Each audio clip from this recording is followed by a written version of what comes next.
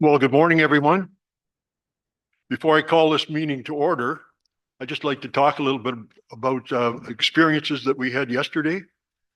Members of council and senior staff attended a training session at the Roseneath Fire Hall. We were led by an instructor, by the name of Rob Adams, who has many years of experience in both as an elected official as well as a CAO. He was actually elected into the Orangeville as mayor and was one of the youngest mayors ever in the province. Very much knowledge. We talked a lot about successful teams. And the first lesson that I learned, and he started right off with that, he said, you should try to, when you're communicating, you should always try and use the words yes and rather than but I want to. So I thought that was really interesting. It's something I'm going to take back and try and concentrate on more. We also talked about hockey teams. And he had a lot of experience as a coach. I think he said he coached for 22 years or something like that. And he talked about the importance of offense and defense. And you can have a great offense and a weak defense, and you won't be successful.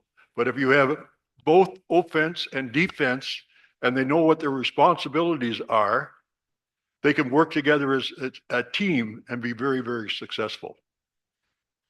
What else did I write down? We also heard about trust and respect. And we learned about motivation and the difference between that and inspiration.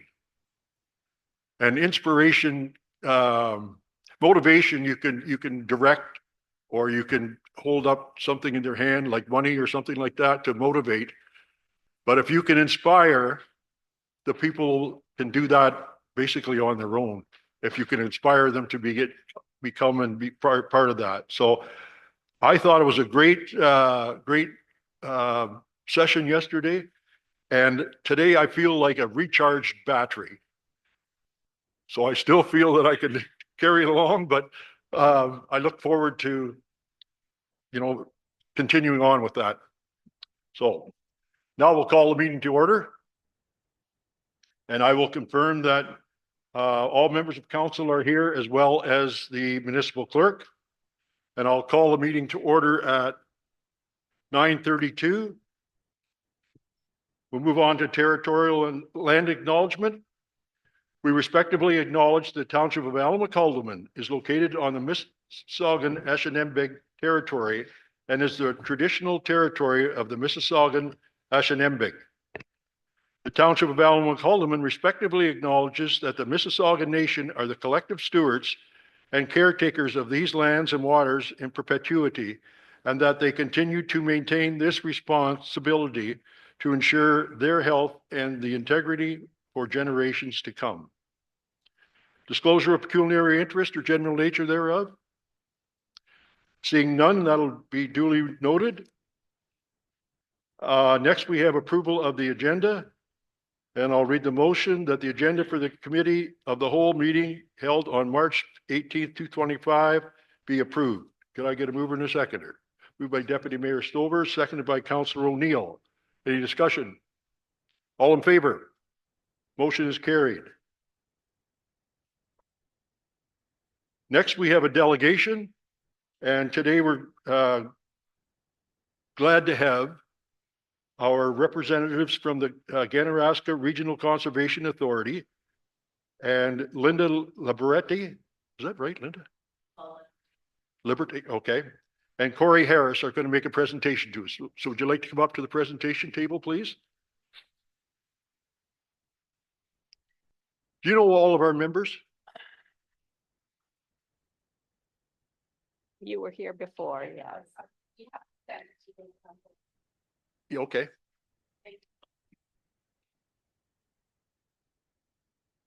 And push the button. Is that good? It's good. Thank you. Okay. Thank you, Mayor Logo and members of council for asking us to come today. Corey Harris is our watershed services coordinator, And he and I will be doing a presentation, a brief presentation of our 2024-2025 program overview. The Ganaraska Region Conservation Authority has 5 program areas. We have our watershed management and health monitoring program area, and that includes our flood forecasting and warning. Corey will be speaking to some of the programs that we have underneath that area. Our environmental advisory services program area, that includes our planning and development processes for our applications and permits. The watershed stewardship, that includes all our stewardship programs, which includes any public programs that we may have, including tree planting. Next. The conservation land management program area includes all of our conservation areas. The Ganaraska Forest, which is a multi-use forest out north of Elizabethville, and the Ganaraska Forest Center, which houses our outdoor education program. Corporate services is our other program that actually supports all the program areas and also encompasses the board of directors, of which Councillor Stover is a member of that board. I wanted to touch briefly on the budget process that the Ganaraska Region Conservation Authority follows, as it is a slightly different than that of Lower Trents, which you may be familiar with. So in July and August of any given year, the staff will approach some of the members of some of our watershed municipalities to just check in on the capital projects that those municipalities are looking at for the following year. Then in September, the guidelines are prepared and sent into the board of directors for discussion and any changes and then approval. In October, the preliminary budget is prepared and taken into the board of directors for approval for circulation. And when that budget is being circulated, it's being circulated more for the general levy rather than the preliminary budget itself. Certainly the levy is based on that preliminary budget, but as you're aware, municipalities have 30 days to review that budget and that general levy prior to it being voted on. In November or December, depending on when the meeting is being held, the general levy is then voted on through a weighted vote, and then the municipalities are notified. In January and February, staff again reach out to those municipalities and discuss what capital projects they actually have in their budgets. And then those municipalities will approve those capital projects, and we will include them in our budget, which we are now preparing actually right now to go into the board of directors for April approval. The different program areas that I've mentioned, these are the budgets that you can see for 2024-2025. The variation that you'll see from one year to the other is generally based on, especially in watershed management, that's going to be based on the capital projects that I was mentioning that we do for different municipalities within the year. They'll go up or they'll go down as they're completed. Environmental advisory services, again, that's our planning and development. Watershed stewardship, that depends on some of the projects. We just completed a big Durham Tree Collaborative program that in 2024. So that's obviously been removed from the budget, and that's why that program has dipped. Our conservation land management, that depends on what we're doing within the forest, as well as our conservation areas. Just of note, the Millennium Conservation Area behind the Ganaraska Region Conservation Authority's office that runs along the Ganaraska River. We completed a project. There is a beautiful boardwalk in there that I encourage everybody to go and take a walk around. It actually follows the river and then it crosses the wetland there, but it is a lovely, it's lovely back in there. We spent quite a bit of time and quite a bit of effort in there. So I encourage that. And this year we will be looking at some more work being done in the Ganaraska Forest. We're hiring two teams of students to go in there to do some surveying of some of the trails that we still are working on, and we're working on getting access into those trails from municipal agreements that we're doing. And then our corporate services budget area. For 2025, the revenue sources break down as the following slide. The budget, the preliminary budget that we're looking at right now is just around $4.5 million. You can see that the general levy makes up around 29% of that revenue source, and then the other revenues follow accordingly until we get to the provincial, the Section 39 funding. That's our funding from the province of Ontario that makes up about 1% of our budget of $51,863. We'll talk about the general levy that is from 2025 to 2024 to 2025. That general levy went up 3%. And some of you may recall back in 2018, we went around to all our municipalities and spoke about our capital asset management plan. And this is where we take money from that big pot of the 1.3 million. And in 2025, we're going to be taking $189,392, setting that into a capital asset reserve. So that means if we have to buy a truck, if we have to replace a boardwalk, if we have to replace a roof, we're not coming to our municipalities to say, oh, we need extra funds to do this. We're taking it from that capital asset management reserve, which I believe most municipalities have those in place now as well. And with regards to the township of Alnwick-Haldeman, the increase in levy went from $14,269 to $14,721. And those monies, though, that general levy is all in what is known as the Category 1 services. The next slide is just a breakdown of the municipal levies, so you can see how each municipality falls. The 7 municipalities within the Ganaraska Region Conservation Authority fall within that whole levy distribution. So this is a chart of that distribution according to the current value assessment breakdown that we receive from the province. I will now ask Corey to speak about some of the program areas in the watershed management. Good morning. It's a pleasure to be here with you. I'm going to speak briefly on a number of subsets within the watershed management services program area, starting with flood forecasting and warning. Many of you may have heard or be aware of this program, but all CAs do this. And with our particular group, we do monitor Environment Canada weather forecasts and local watershed conditions to forecast potential flood conditions. And really that's taking forecasts that Environment Canada provides and understanding, given soil moisture conditions and other factors, how is that weather forecast going to impact the potential for flooding within our watersheds. We do issue watershed condition statements when there is a potential flood risk.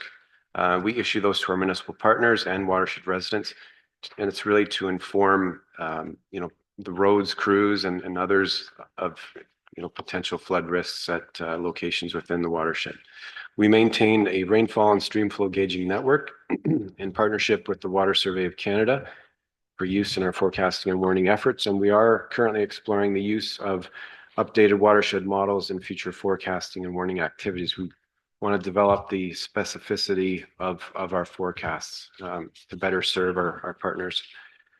So next slide. In terms of natural hazards mapping, that includes shoreline hazard mapping, so flooding and erosion hazards, as well as our riverine systems. So we do have a program to update this mapping on a regular basis. It's really dependent on funding, but we did do a implementation plan in 2023 to kind of take stock of what is the age or the vintage of our mapping across the watershed. A lot of it dates back to 1975, and these models were made with punch cards. So it's time to update some of these models. We're preparing to do this, not only for hydrology, but for hydraulics. And this would include, at the end of this process, refinements and updates to that historic mapping from the 70s. To do the mapping, we have to build new digital models, and that would be used to serve and support municipal staff, broader community members, including agricultural members, and can be shared with consulting firms for things like class environmental assessments or special studies. So when you have a digital model, you can update it on a regular basis. If a culvert or a bridge gets changed, we can change that in the model and understand how does that impact the floodplain. So these new models could also support future obligations that municipalities have regarding risk assessments and asset management planning for bridges and culverts. So that would be very helpful in the future. We go to drinking water source protection. Overall, the program is running well. We work closely with the Trent Conservation Coalition, which is a group of 5 different conservation authorities that manage drinking water source protection in this area of Ontario. A lot of efforts gone into education and outreach, including improving social media outreach to the public.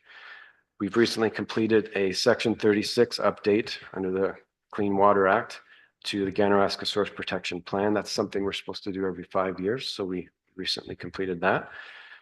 We've also recently updated mapping for the intake protection zones to reflect, and these intake protection zones are those intakes along Lake Ontario that are the intakes for drinking water for those particular municipalities. So as development changes and the growth area increases, the intake protection zone changes, and we have to reflect that in our mapping. We're also supporting partners in the review of new development applications as well as potential transport pathways.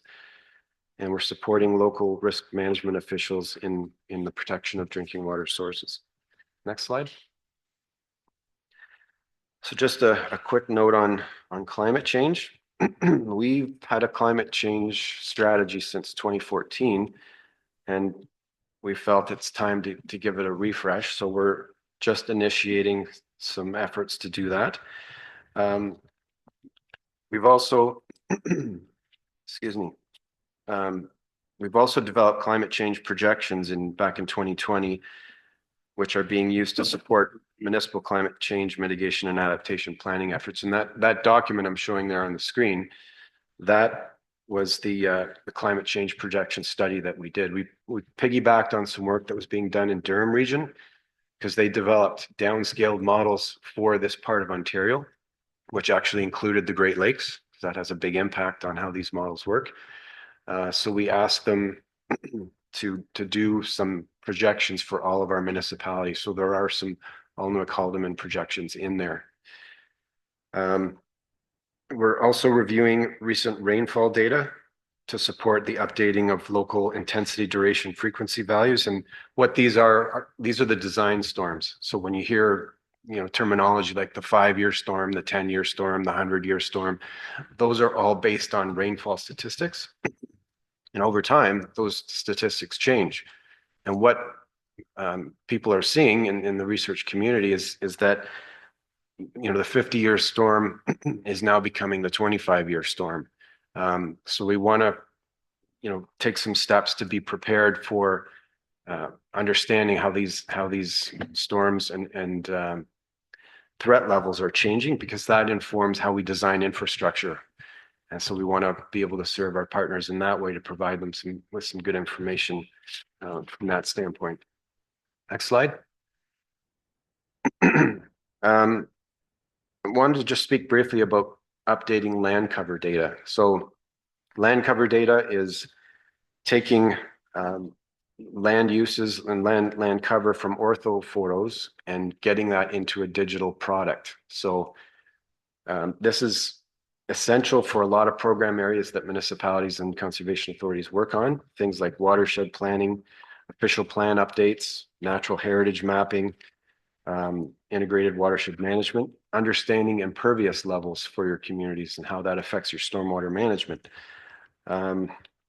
Also estimating ecological goods and services and how much carbon we can sequester in a given area. So these are all very helpful uses for updating land cover. And what we're exploring currently, and we're trying to secure funding to do this, is use GIS, remote sensing, and artificial intelligence to identify and classify land cover types for use in future watershed modeling updates. And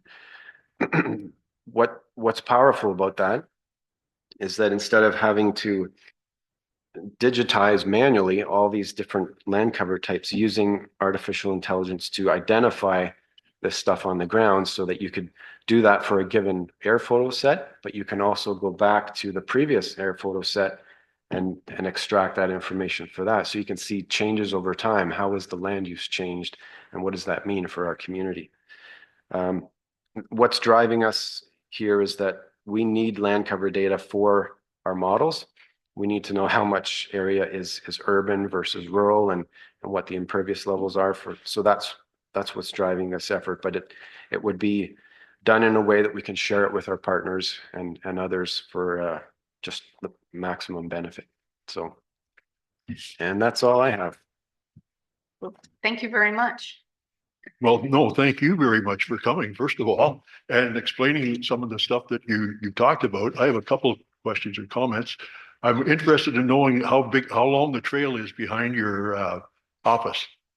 How long is the trail? I'm terrible with, Is it like a 10-minute walk or? it's probably like a 20-minute Oh, walk. that's a good. So it actually, it loops around. If you go into our administration office and go to the back parking lot and park, there's a signage up there.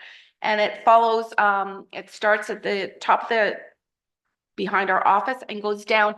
There is construction that's going to be happening on the 401.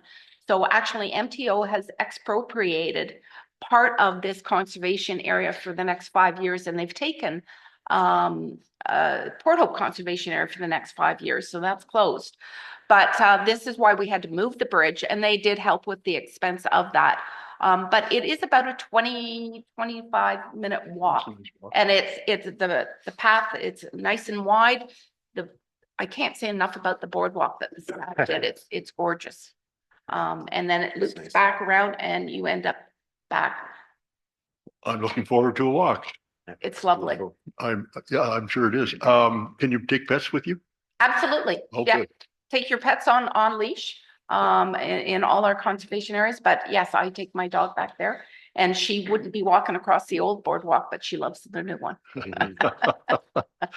And my other question is kind of regarding the town of Port Hope and the talk of electrical expansion there. Will you be involved in an awful lot of that? Oh, are you referring to the potential nuclear plant? Yes. I know it's very preliminary, but I expect we will be involved.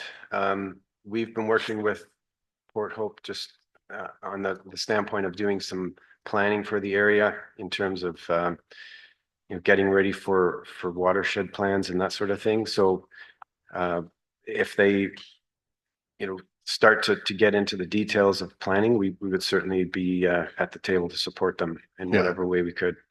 And I'm sure land cover might have something to do with that too, and all of those different type things. So I'm sure it's going to be interesting for all parties involved. Deputy Mayor, do you have any questions or comments? Just a couple of comments. I understand our meeting is coming up on Thursday. Is the boardwalk going to be part of our meeting? We could walk that and then come back in for the meeting. We certainly, we definitely could. It could be a little squishy back there right now because the snow has not left the area. But maybe we could do that for a spring, certainly a spring meeting. That's a great idea. I've shown pictures of the boardwalk, but it would be great to see it in. Poke my head back there on Thursday. The other thing, Mayor Lobel, if I may, that Port Hope is the big expansion area coming up with housing, so I'm sure that all the mapping and everything that you're doing is gonna be a great help to them when they're planning the different subdivisions in that area. Thank you. It was a very well prepared presentation. I really appreciate it. Thank you. Thank you. Thank you, Deputy Mayor. Any other questions or comments? Go ahead, Through Councilman you, Mayor. Ainsworth. Through you, Mayor. Oh, sorry, it might be mine here. Just a question on how much area we have in our township that you guys regulate. Uh, Exact area, I guess we know the percentage of the, I guess that's CVA though, isn't it? That's CVA, that's based on population. Yeah. So in front of us, we don't have the exact area. I can describe it. It's basically, there's a reasonable sized tributary of Coburg Creek that goes up north and northeast of Baltimore. So there's subcatchment associated with that.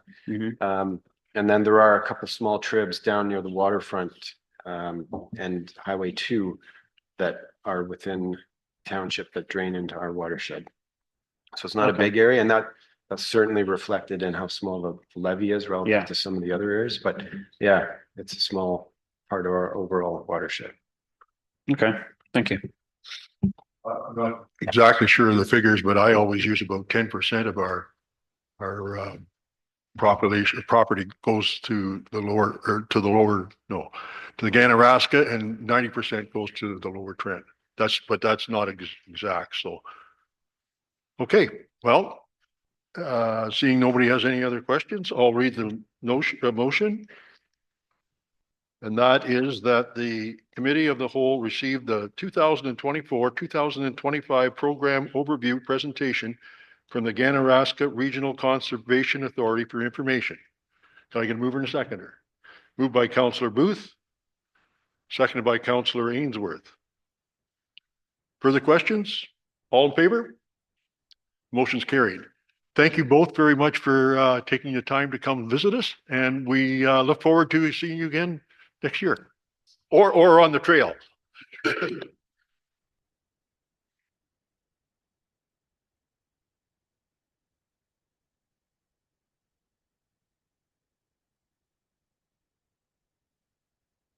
Okay, before we move on to the departmental reports, and I don't want to do it every time, so I'm going to do it this one time.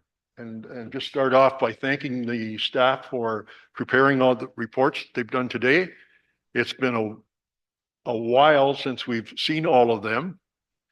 And the reports look great. It gives us some information to work on. And I'm saying that, you know, we have an awful lot of staff turnover in the last 18 months or 20 months. So it's been difficult to get those reports and see them consistently. So I thank you, Dave, you and your team. And I encourage you to, I don't think we need them every month or nothing like that, but even every quarter is a bit of an update. I think it will put us better understanding of what's going on. So I encourage you to do that. And we'll start off with the building report. Don, you want to come on up? It's a good report. Good morning. How are you this morning? I've already said good morning a couple of times to you. I'm good, thank you. I know you put out a good report and everything else. Is there any updates that we should be made aware before we ask our questions?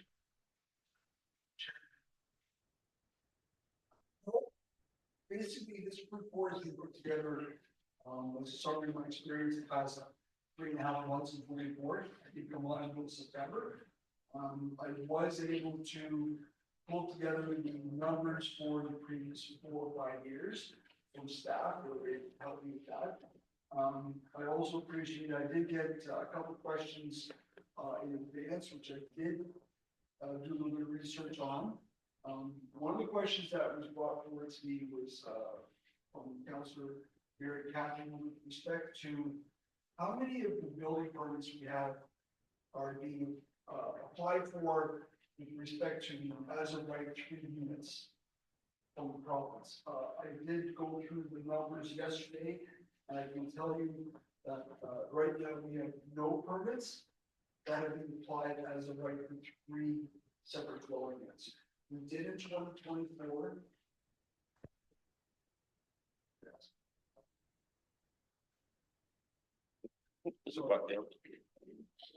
Button. There you go. Oh. Good morning.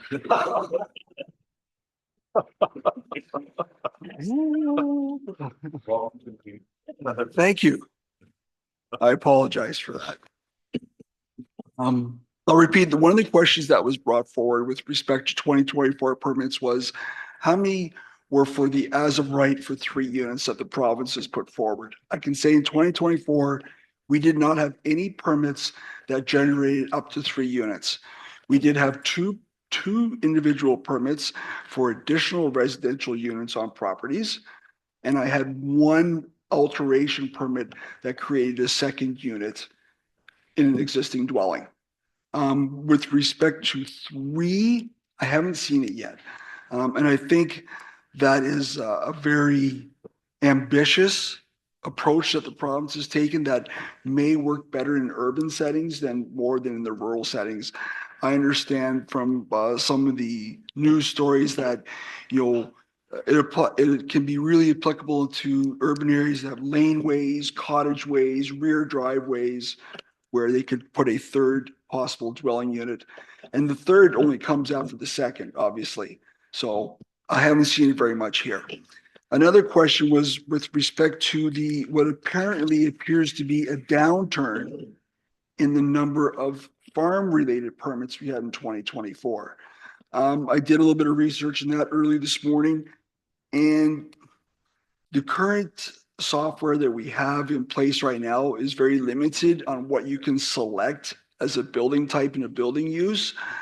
For example, I found one this morning that was labeled as a farm permit, even though it was just a prefab accessory shed dropped on a property. But it was an agricultural property. It was being used for agricultural purposes, so it could be easily slotted into that section. With respect to what I see going forward from 24 into 25, I'm excited that we're going to get some new software, and I'm excited that we're getting a top up that will have a full-time building administrative assistant to work with the software implementation and provide increased, and what I like to focus my efforts on are exceptional customer service. I like to get out there when we're called upon, and I like to make sure that files are looked at expeditiously and properly so that no one's waiting. And I'd like to answer any questions you may have. Thank you. Does anybody have any questions for further questions? Go ahead, Mike. Through you, Mayor. I just wonder if there's permits we turn down. And if do we track them? Don, can you respond to that? When you mean permits we turn down, do you mean like applications that are denied? Yeah. Now, I guess I'd like to really clarify that. Is it denied for a planning or zoning purpose? Because when it comes to construction, the issuance of a building permit, people always ask me all the time, can I build this? And my answer is, you can build anything when it comes to the actual construction. Are you allowed to build it? I'm not sure. It depends on the zoning, the coverage, all those rules in place. I can't think of what I have seen in 2024 by looking at the numbers of any permit applications that were canceled because of a denial. Mhm. Not that I have seen. Okay. I hope that answers your question Yeah, somewhat. kinda. Sure. Mayor Catherine? Thank you. I just want to thank you for the answers. And also, I'm excited about the new software. It is a request that I hear from the public, so happy that it's going to be fulfilled. Yes, I too, the plan is the plan is on May 1st, we'll have the RFP for the services go out. We'll give them 3 or 4 weeks to pull it together. We'll get the results back.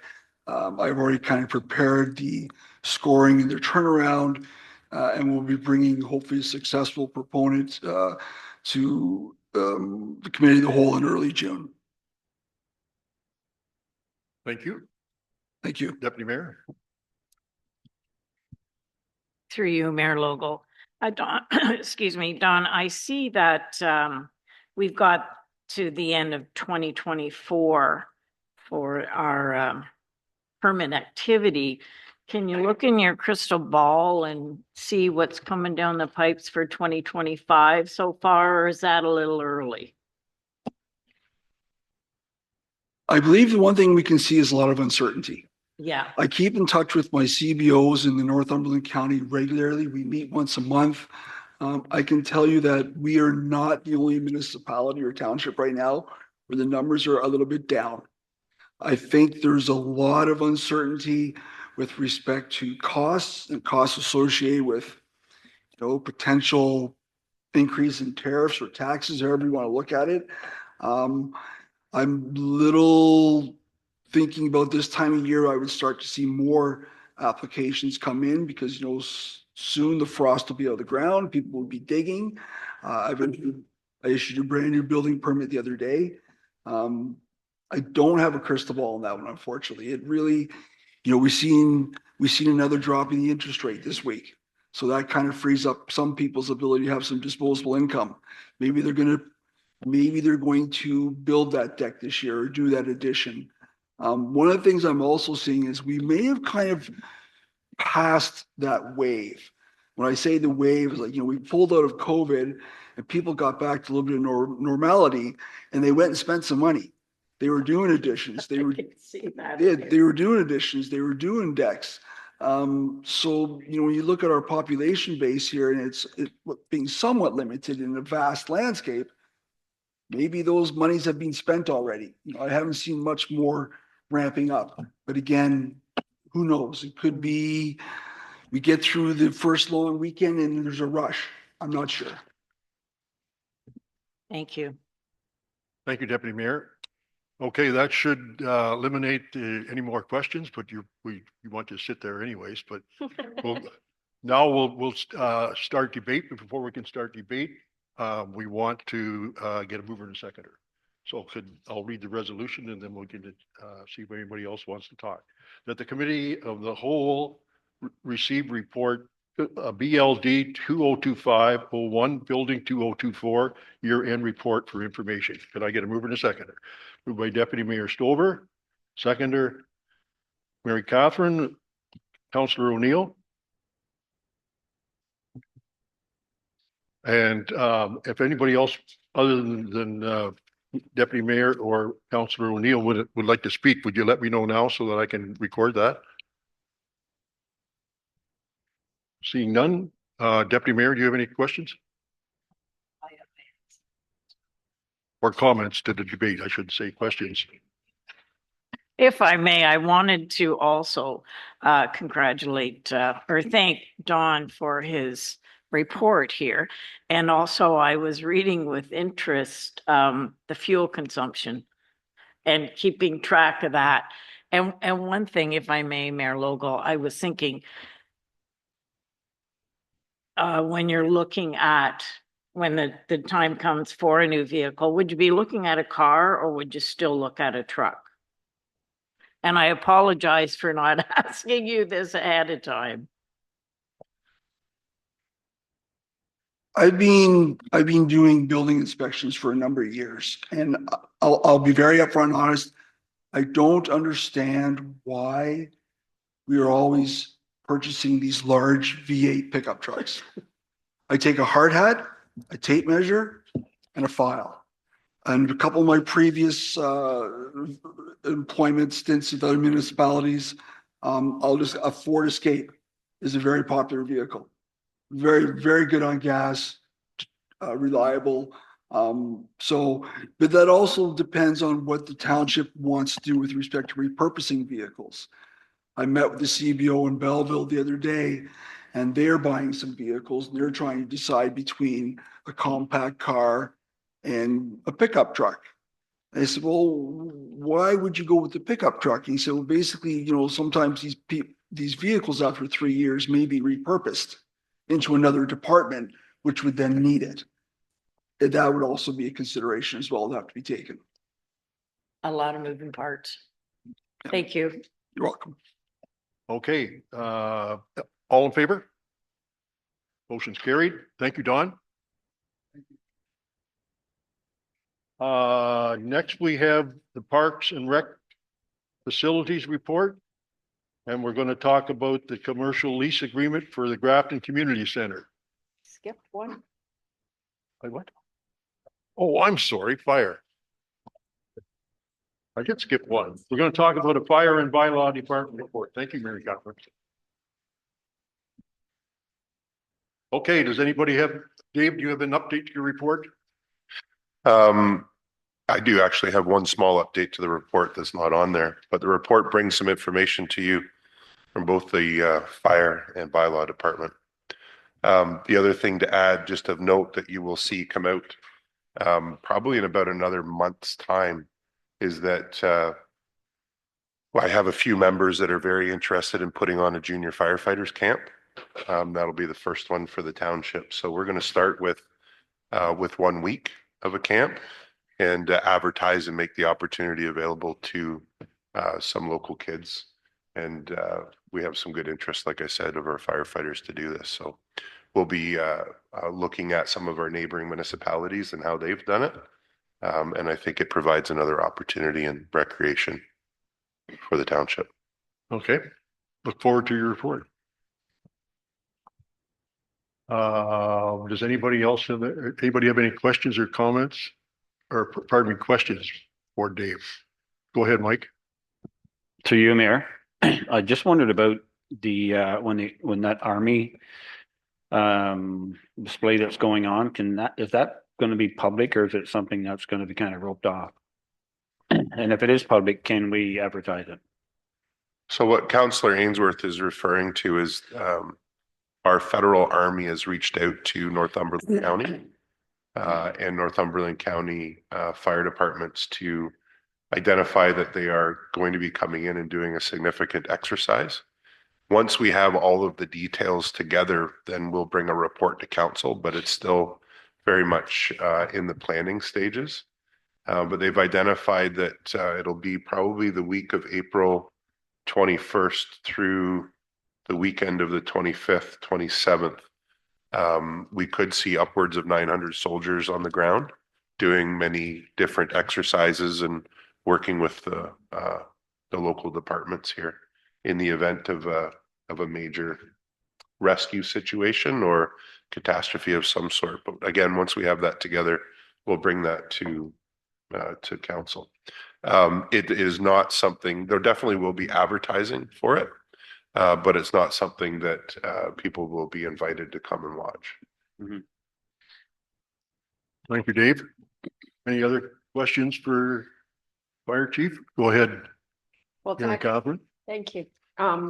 It's actually about the bylaws and the breaking down of the bylaws. So you just gave us the number 91, but if you could tell me sort of what are those key ones that are showing up for us and which ones take the most time for you guys? For sure. So with respect to, you're talking about the bylaw investigations and the complaints that come in. We spend a lot of time on neighbor complaints, and it's usually complaints between two different neighbors. Could be fence issues, could be property standard issues, could be dog issues. We've actually had quite a few. And those ultimately end up occupying a fair bit of time to deal with. We've seen very little STR infractions.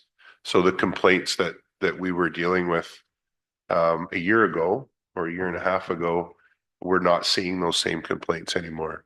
But I'll also identify to you that we're not seeing as many STRs advertised on Airbnb anymore.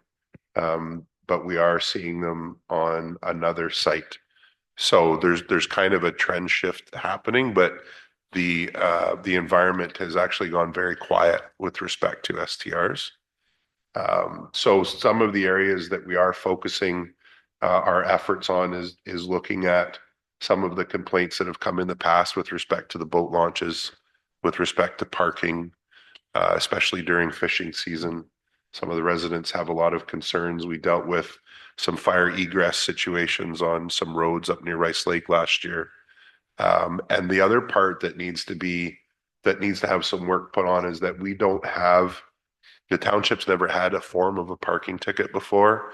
And we also haven't had an ability to issue a fine with respect to not complying with our bylaws.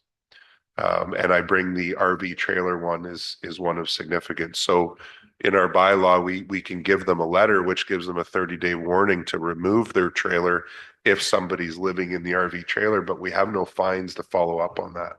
So what we ultimately end up getting back is that, well, so what if I don't follow it?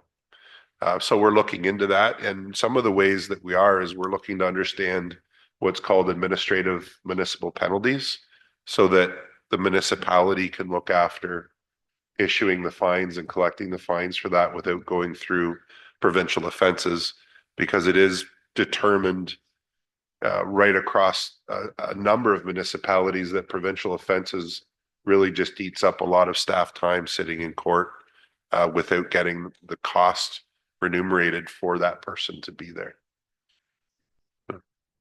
You have a follow-up there, Catherine? Yes, and it's one of those real sticky issues that's come up in other municipalities, but when you touched on moving people out of a trailer, even if it's not an allowed, if that's their home and there's no better place for them to live, that gets municipalities in a lot of trouble. Do we have anything currently to address that? That's actually a really good question, Councillor Neal. It is part of what we do need to review. We definitely have looked at our campgrounds to consider what might be appropriate, because currently our campgrounds don't allow year-round living. So they typically have to be out the beginning of December and can't come back in until after February. That's actually an order put out by, I'm not sure if it's Health Canada or there's another governing body for us that puts that stipulation. So there is some work that needs to go in to understand that. And we also have taken into consideration that we may need to bring to council, allowing some of our campgrounds to allow for 365-day year living in a certain percentage of their campground. And that would be all part of planning review and bring that back. I'm just smiling because that was in that report from last April that we said that's one of the housing things we want looked at. So everybody's on the same page here. I have one. You mentioned dogs and being loose, I guess, that or barking. Just kind of related to it. I was talking to a former counselor the other day, and we don't have people signing up for their dogs. So I'm wondering, first of all, do you know if those dogs have their tags with them? So what ends up happening when we get an animal complaint, depending on the degree of severity, it ends up going to the animal control group, and then they come in and do their own investigation as well. As far as making sure that they're licensed, I'm sure that they probably do their due diligence there. But I would suggest that having bylaw present in your community and potentially talking to animal control, whether they would go to a door-to-door campaign again or not, is something that probably does need to happen. When you don't have presence of bylaw enforcement, then things seem to run a little bit more unruly. And so just having them out there and visible, can make a really big difference as well. Good, because it's something that's worked me for years. And I was talking to a former counselor who said they used to have difficulties getting people to register their pets. And they had a competition among council members to see who could just get rid of the most tickets or pardon me, sell the most or whatever, get the people to register, which is kind of a different way of doing it, but that's the way that they felt successful. Probably better for you to go the bylaw way, but anyways, Mike, you had a comment or question? Yes, to you, Mayor. Back to the short-term rentals, and I know we talked about this before. Do we have any kind of a plan or thought process that we could work together on about trying to get these guys licensed? So that has already been implemented in 2025. And so our bylaw enforcement people have been looking for people that are advertising, and what we're doing is we're sending them letters to engage with them to follow the bylaw and to sign up for the STR license. We're not against STRs at all, obviously. We went through a very controversial process to get to the point where we have our STRs licensed. So now we have to provide the governance side of it and look after it. So that's what we're doing. Awesome, Thank you. thanks. Okay, I'm going to read the resolution. That the Committee of the Whole received report FP 202501, Fire and Bylaw 2024 year-end report for information. Mover and a seconder. Moved by Councillor Ainsworth. Seconded by Deputy Mayor Stover. Any debate? All in favor? Motion's carried. Thank you, David. Now we have the next one, which is the commercial lease agreement for the Grafton Community Center. And I see Jeremy is here, so I expected he's going to take us through this.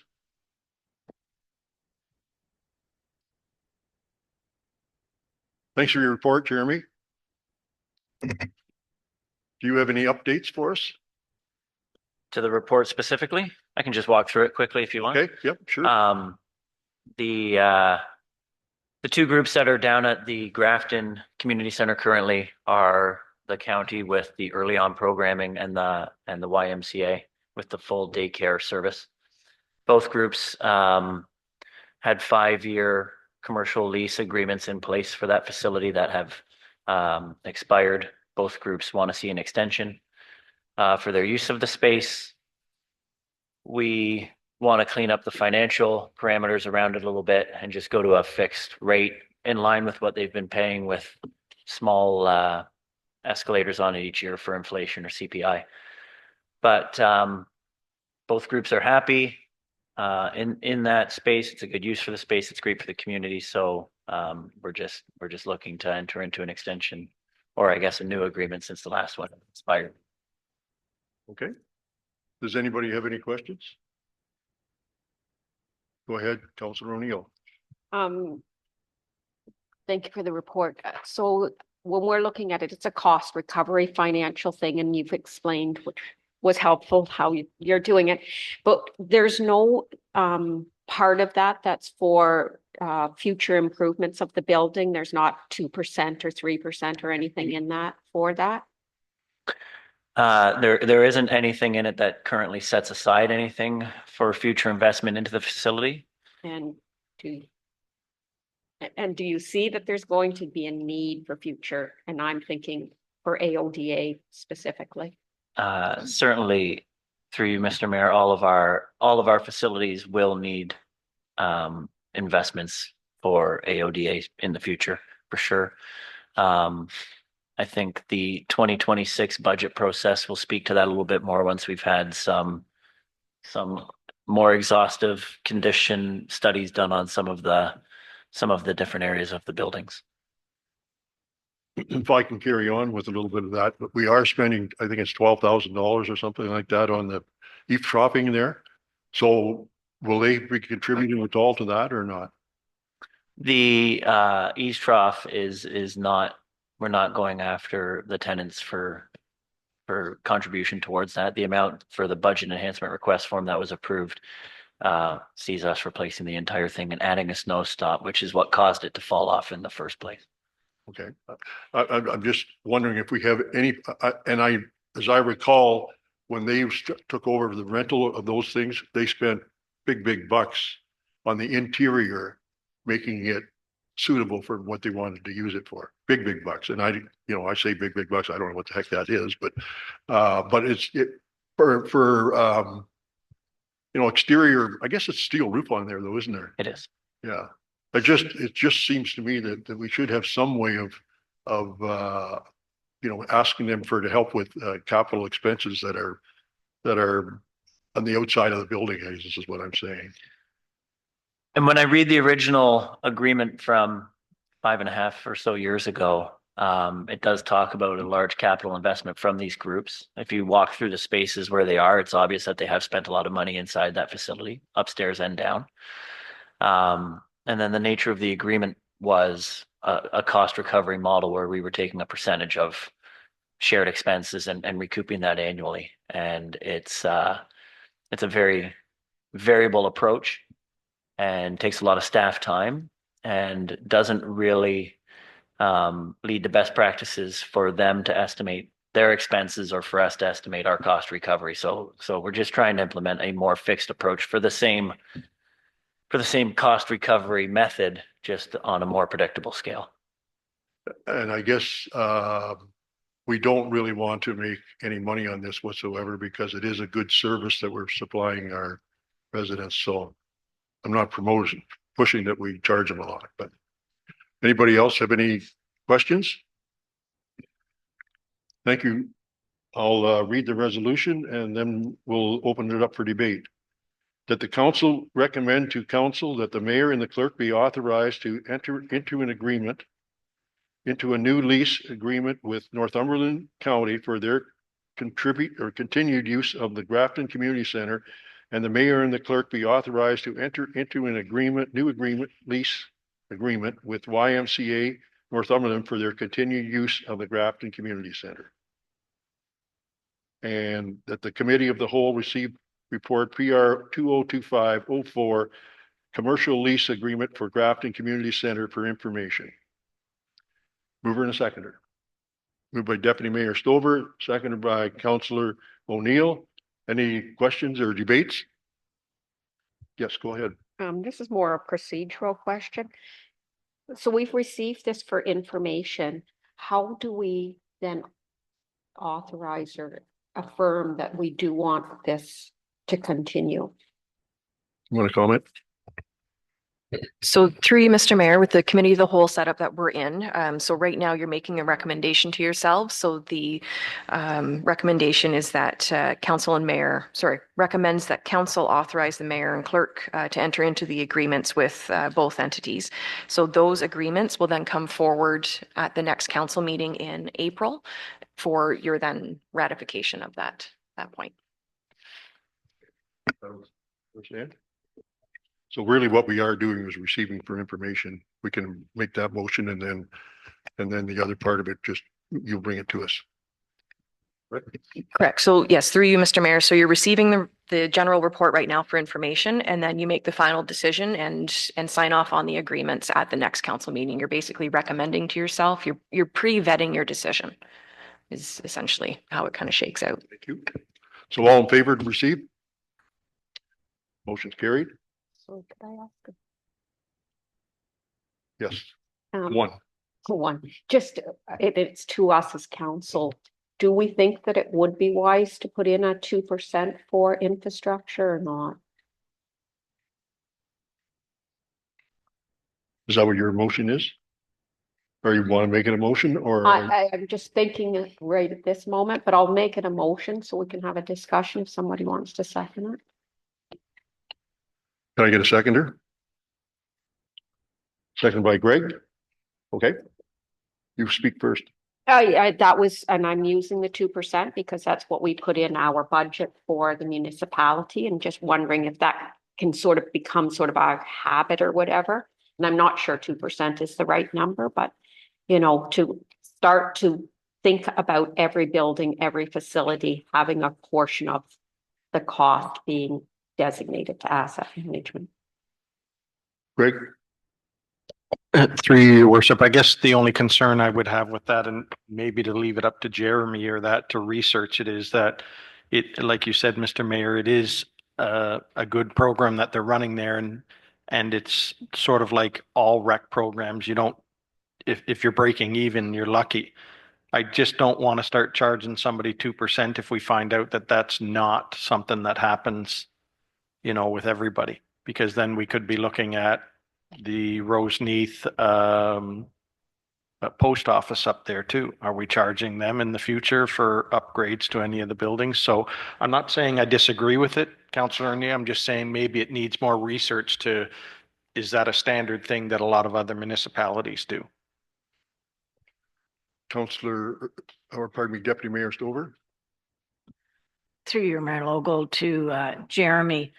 Is this something that you had brought for, that you're looking for the 2026 budget? Looking at the upgrades and what every building is going to need? That would, I'm a little cautious about tacking this on because of the state of some of the buildings. Through you, Mr. Mayor, certainly for 2026, we'll be looking at the major deficiencies for each facility, and what's required, especially with AODA stuff. And hopefully a more exhaustive look at all of the facilities and if we're keeping all of them moving forward, et cetera. If I may, I would support waiting till 2026. Thank you. Mike? Yes, to you, Mayor. Actually, I actually like the idea of Councillor O'Neill's idea with the 2%, whether that's the number or not, only because it seems like every year our numbers are going up for levies and donations and stuff. And it would be a great idea to maybe come up with something like that, or even investigate it, see what's going on. So Thank you. it's a great idea. Maybe need some more thought. Go ahead, Councillor O'Neill. I mean, I agree. I think that's where we are, that this is coming before us, before we put thought into what we actually want to do. But I think that should be a policy or something that we're working toward, is to think about building in something in the future. So I will withdraw it for now because I think it should come back as something bigger. We're going to withdraw. Councillor Booth. Okay. Are you okay?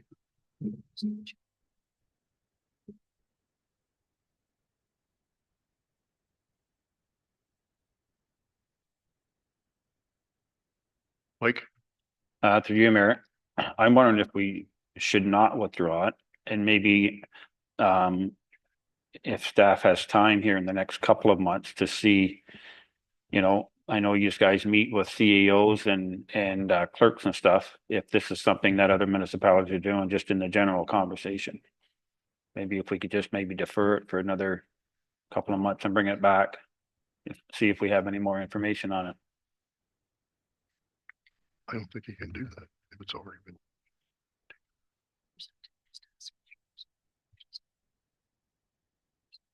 Okay. Okay.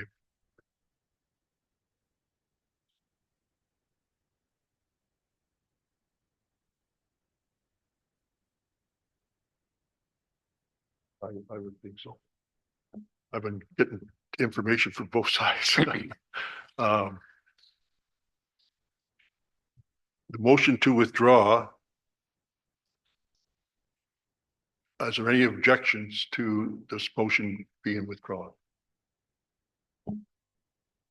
Okay, Mike, you have an objection? I do, just because I just don't want it to fall on deaf ears.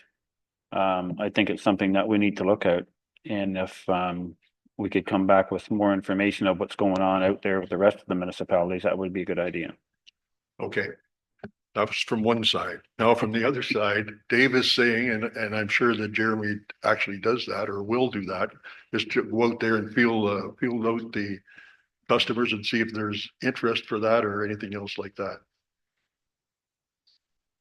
Councillor Booth. Through you, your worship, that's what I was thinking more along with Jeremy's negotiating this with them to come back in his report, and then he can tell us what's the standard, you know, with all the other municipalities. If it is standard that they're charging something like that, I think it's a good idea. If it's not, then the reasons why, right? Don't want to force his hand, but I'm sure he'll do the research to find out whether or not there is the possibility of getting some of that money back. So I agree with what you're saying. Just want to find out if we're all along the same line. So when you come back and you will have talked to everybody that we're suggesting. Yeah, sure. I mean, I'll speak with them, and I can speak to other other like groups and municipalities, I would remind everybody that, you know, other municipalities might have daycare services that aren't in facilities that are of that age and repair as well. So it may not be apples to apples in every scenario. Well, that's what you're the expert. Take a look at it and let us know. So, we're going to receive, is it okay? Oh. Okay. Yeah. That was done. Okay.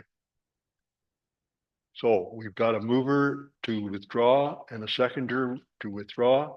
All in favor of withdrawal? Motion's carried.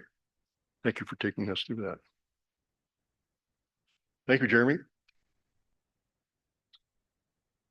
Our next item on the list is the Grafton Drinking Water System 2024 Annual Summary Report.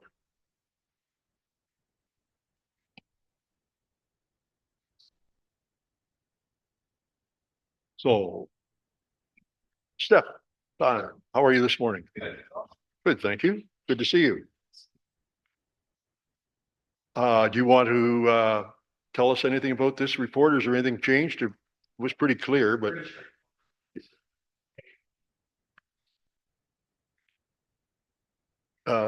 questions for Stefan? Go ahead, Councillor Ainsworth. Through you, Mayor. I guess maybe a small thing, but can we have a list of the acronyms that they use for this report? So we can actually understand what they're talking about, or at least have them write it out with the acronyms beside it.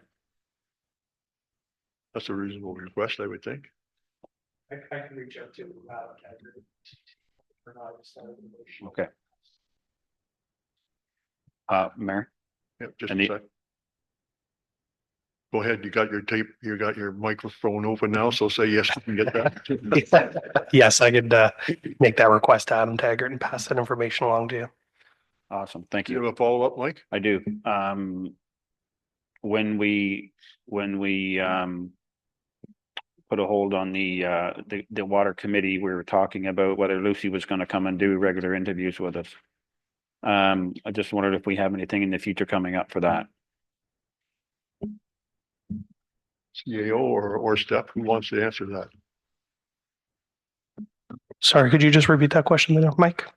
Just with if Lucy will be coming and doing regular presentations to us for the water board.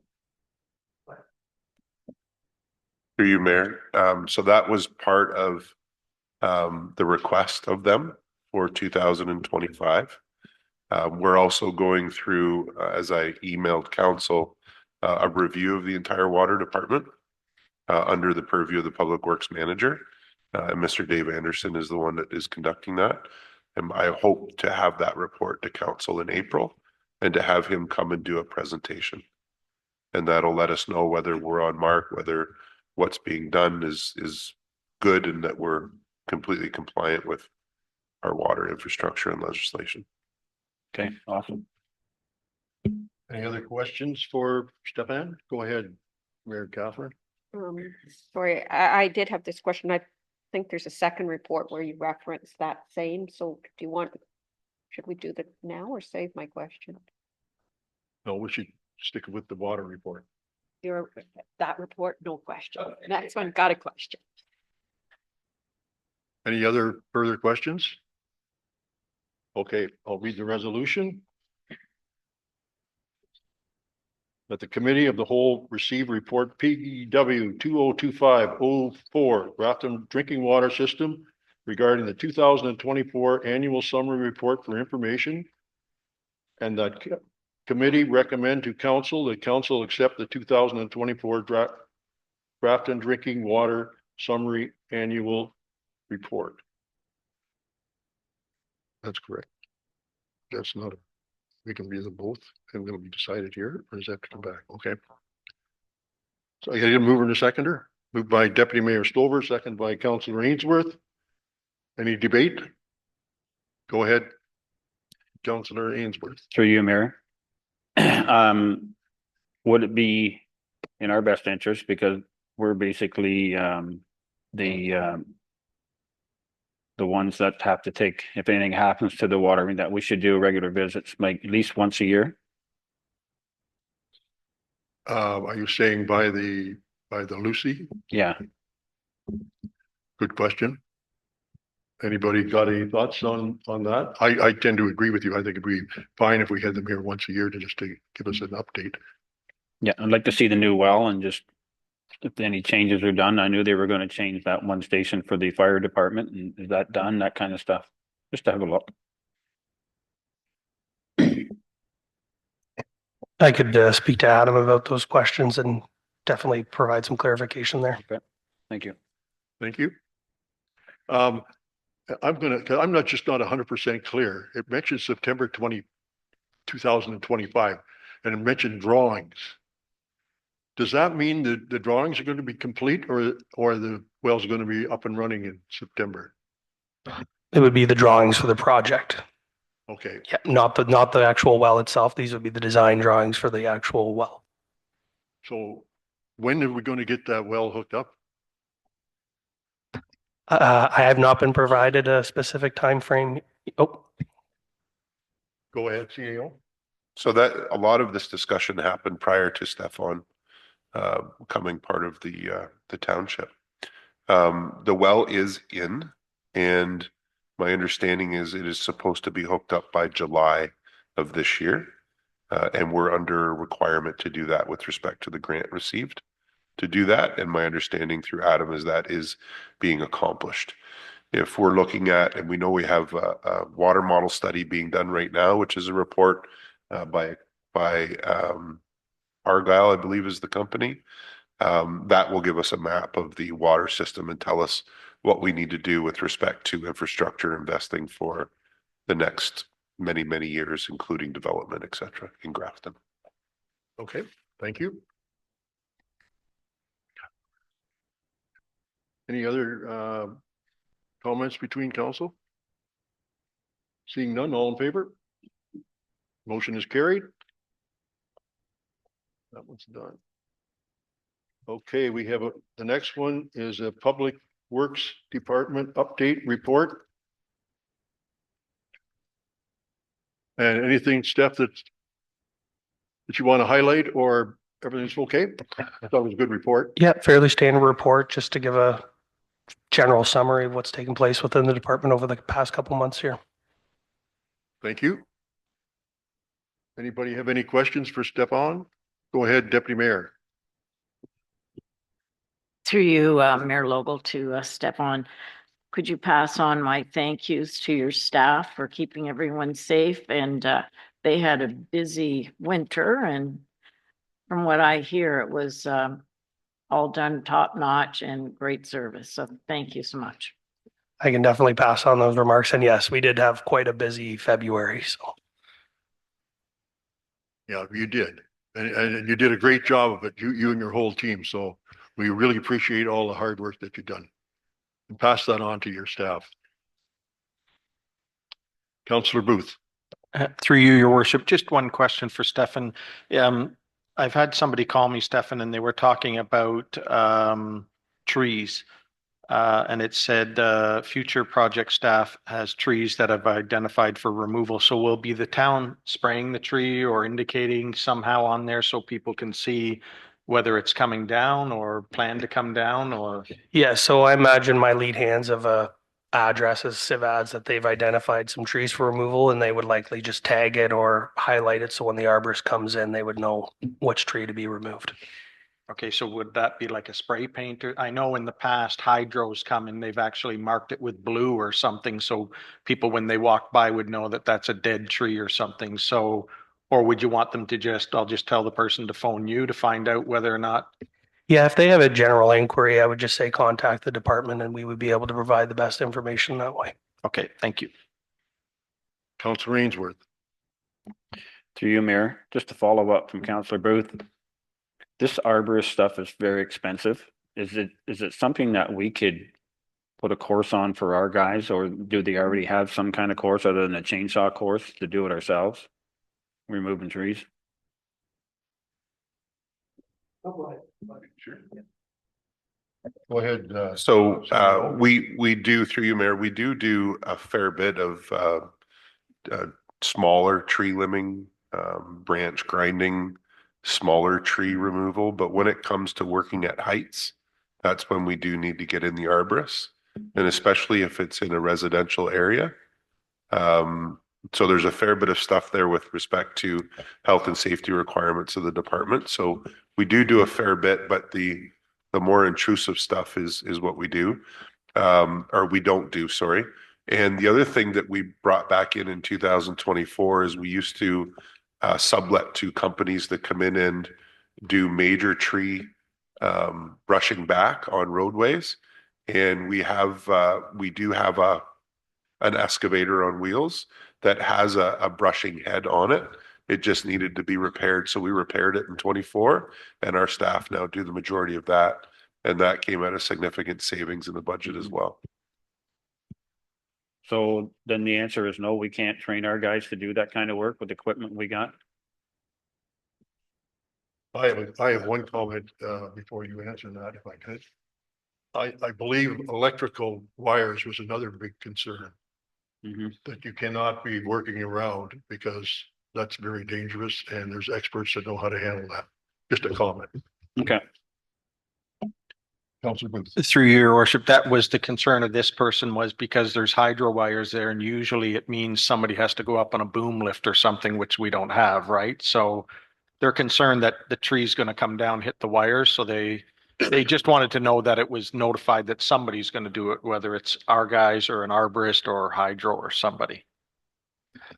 So in that close proximity to the hydro wires, I would typically pass that on to Hydro One, I believe is the organization taking care of the lines in this township. So yes, I'd pass that concern on. A typical rule of thumb is about 10 foot. If the tree is within about 10 foot of that hydro line, you want to pass it on to them because they've been trained and properly certified to look for things like, arcing, things like that could happen and prevent it. So. And if I could, another comment, I know that historically we had $50,000 put in for tree removal. And then when the ash borer come along, it jumped up to $150,000. And I believe that most of that has been taken care of, but I'm not as sure if it's all. But I think what we got to do, in my opinion, is I know that Dave and I'm sure Stefan feels that if he can handle it safely, they'll do it. If not, then they're going to go for the experts. And I don't think he can do anything different. Dave, do you have a final comment? Is that okay? Okay, we haven't got a mover and a seconder yet for this. Moved by Deputy Mayor Stover, seconded by Councillor Ainsworth. Any debate? Go ahead, Councillor Booth. Through your worship, just one more question, which I'm just going to ask Stefan to you about the 37 civic address sign replacements. And I've seen this question asked on Facebook with other, that's the metal one with your, like mine would have 1665. Is the town replacing those, or is it just if it's hit by a plow, or what? I know some people were complaining that the reflectivity on the sign wasn't there anymore or whatever. Just clarification on that. Do we charge the resident for that, or is it free, or what? It is my understanding there is a fee that they pay just to cover the cost of the pole, the bolts, just the metal, putting everything on there properly. We do replace them if a plow has hit them or damaged them, and it's my understanding that they can put a formal request in if it's faded, and then they would be charged those fees, and then we would go out and replace the sign. Okay, thank you. All in favor? That motion is carried. Moving on to public sector salary disclosure.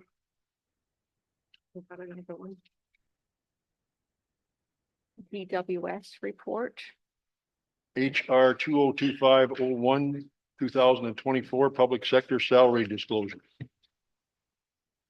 We have to do that for legal obligations.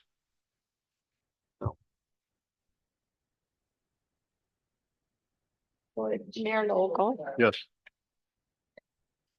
Was the second part of that also part of the second water thing, the Grafton DWS, part of the Public Works one? Because I do have a question about that, but I thought it was its own item.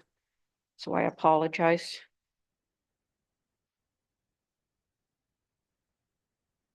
Go ahead. It's just what is the total service contract? If you can walk me through and give me a bit more detail on how that's funded, please.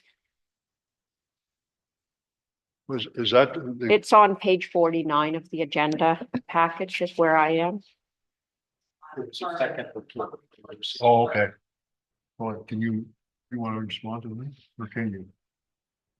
I can, through you, Mayor, I can only respond in theory that that was a conversation that was had with Adam from Lucy, that was a potential for our municipality to look at.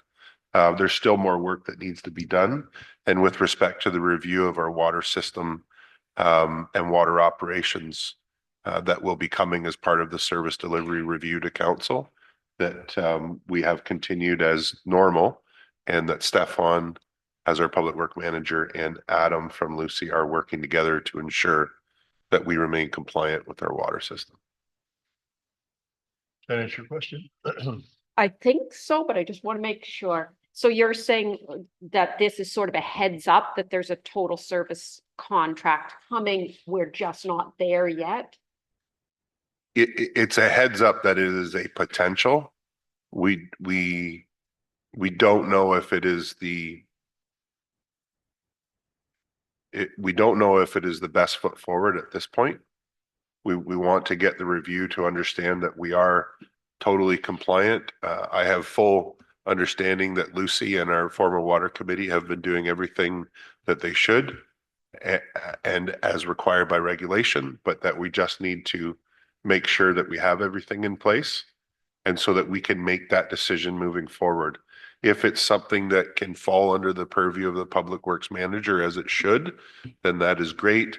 Depending on the size of it and requirements, working with Lucy is obviously something that needs to happen anyway. So we're investigating all of it to bring the information, so we know what direction we should be recommending. Okay, yeah, we just saw it there. And Yeah. Didn't seem very, but it's because it's still thinking. Thank you. Okay. How are you this morning? Good. Everybody's got a copy of the report. Any questions?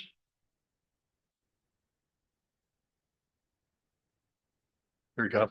When's Dave taking us all out for supper? I'll read the resolution. That the Committee of the Whole received report HR 2025-01-2024 Public Sector Salary Disclosure for Information. Can I get a mover and a seconder? Moved by Councilor Ainsworth, seconded by Deputy Mayor Stover. Further discussion? All in favor? Motion's carried. Finance Department Review and Interim Treasurer Assistance.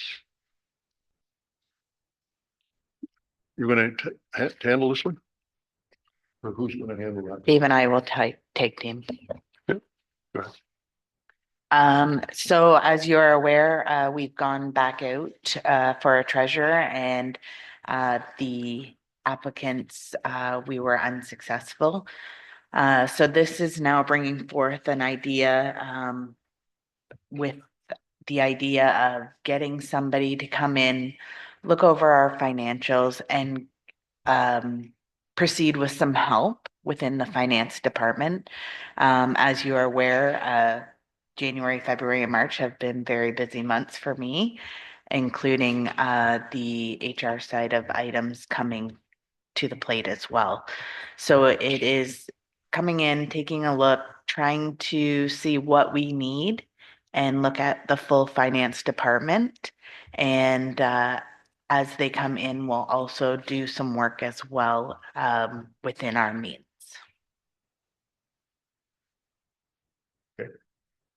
Further comment? Yeah, so this report and idea was put together after some research and consultation, not just with our staff, but with outside agencies as well and people. And understanding that it is something that we know that a couple other municipalities are using in the absenteeism of a treasurer. The main interest for us is getting a review again, much like we've been doing in a lot of other departments, to make sure that we're solid in our foundation and to move forward. We know that we need to go through with some consolidation of accounts. We need to know that we understand exactly what monies we have and where they are and that allocation is appropriate. We need to look at service delivery for our residents. We need to come forward with electronic opportunities and abilities. We know that we need to review our software to ensure that it is exactly where we need and what we should be doing in today's municipal market. So that's why we're bringing this report to council for your consideration as an opportunity for us to move forward. And I guess our vision is that we would utilize the funds already approved in the budget and not over with respect to the treasurer's position. The review stage of it is the monies that is identified in this report. The implementation side of it comes as kind of a secondary, but we don't know that till we go to market with it. So we want to work within the confines of the position salary and to move forward and to the next step, which would then be to bring an RFP, go to market with an RFP, but then bring who we think could be successful in that back to council with an actual proposal so that you could read the details of what would be accomplished for this project. Our hopes are that this would put us into a very good position of understanding everything in detail, and then also for going back out later in 2025 for a treasurer for 2026. And that would be, full-time. Oh, yeah. We would, sorry, Mayor Global, to your question, absolutely to full-time. Council may at some point need to consider an executive search company to do this because we've tried 3 times now and it may need to go further. You may need to look at things like the salary band. You may need to look at relocation. There's a lot to it and it could get very, very expensive for you. So recognizing where we are at and what we just came through with the budget and conversations, that this might be a nice, easy step forward respectfully with where things are at tax-wise.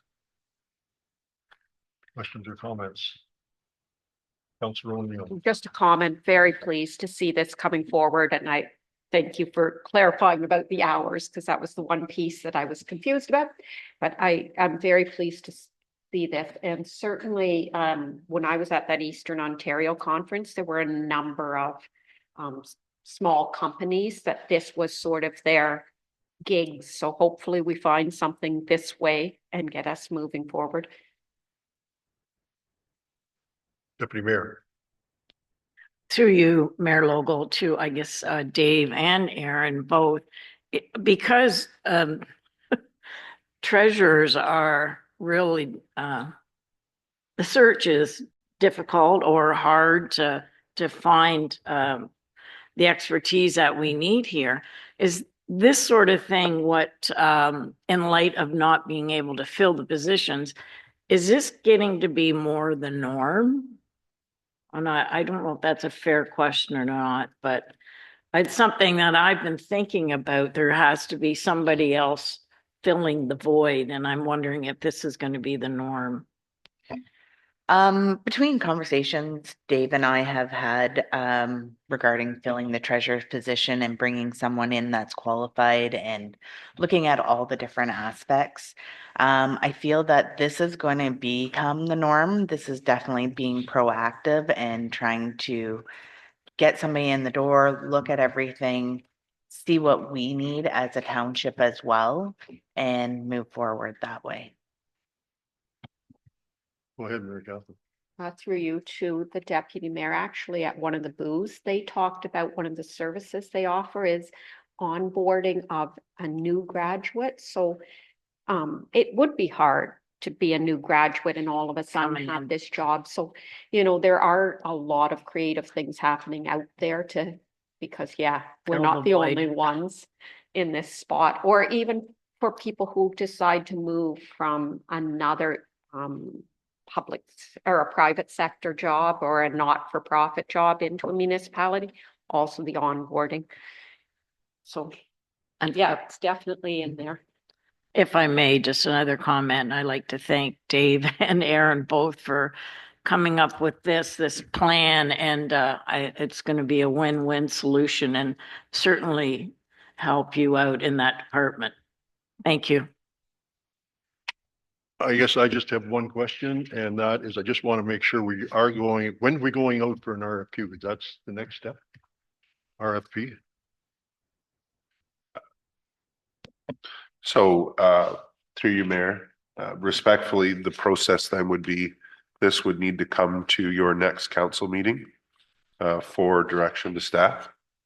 And then after that, we would do that. So at this point, we're probably, your RFP probably still isn't going to be out till the end of next month, middle to end of next month. And then we have to allow enough time for application. So we're probably looking to bring back,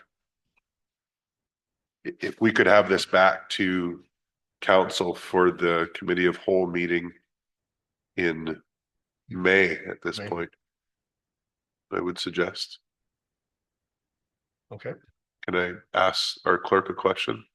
absolutely. After it's been approved at the next regular council meeting, once we have a potential bid, would that need to come back to the COW meeting before the next council meeting? Yeah, so you're looking at May before this gets going. We could stick to those timelines, I'm sure. Okay. I'm glad to hear we have a plan.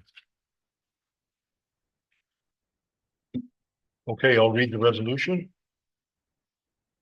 That the Committee of the Whole received report CAO 202507 Finance Department Review and Interim Treasurer Assistant for information, and that the committee recommend to council that staff be authorized to issue an RFP for a Finance Department Review and Interim Treasurer Assistance to be funded from the approved 2025 financial salary budget. Are you gonna move in a second? Moved by Deputy Mayor Stover. Seconded by Councilor Ainsworth. All in favor? Motion's carried. There is no closed session today. So I'll ask for a motion to adjourn. That the Committee of the Whole meeting held on March 18th, 2025 be adjourned at 11:02 a.m. Mover and a seconder. Moved by Councilor Booth, seconded by Councilor Ainsworth. Any further discussion? All in favor? Motion's carried. Thank you, everyone.